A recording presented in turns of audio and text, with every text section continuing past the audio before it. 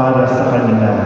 Kaya nga sabi dito, no, magalak kayo sapagkat malaki ang inyong gantimpala sa langit. Ang mga banal, ito ang mga taong tinatawag sa ating Ebanghelyo na mga mapalad.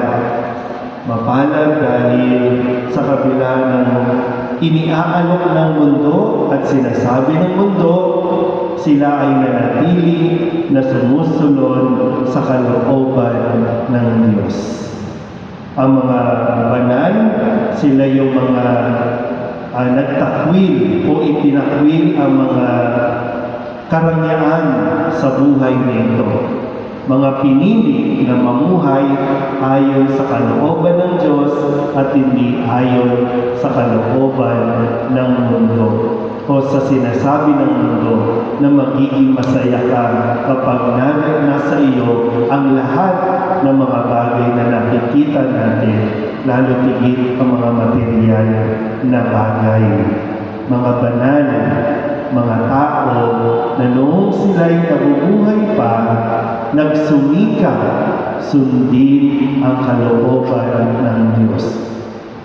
Ilan sa mga banal na nakikilala natin magpasahanggang ngayon, sila yung mga tumanggap kay Kristo. Hindi man nila naabutan, nakita physically si Kristo sa anyong tao, pero tinanggap nila si Kristo sa banal na Eucharistia. Mga tao na sa kabila ng kanilang pagiging abala, pag-aasikaso ng mga responsibilidad nila, hindi nila nakaligtaan magdasal, hindi nila nakaligtaan ang magsimba, hindi nila kinaligtaan at kinalimutan ang kahalagahan ng pagkukumpisan. Kaya nga, paulit-ulit natin pinapaalala sa ating lahat, lalo na sa mga Katoliko, na magtutungo sa mga sementeryo simula pakagabi hanggang sa mga susunod na araw. Yung iba po, nagpapamisa, at mahalaga po yun. Kaya nga, nandoon yung mga pangalan ng mga mahal natin sa buhay na yumauna para maisama natin sa dasal.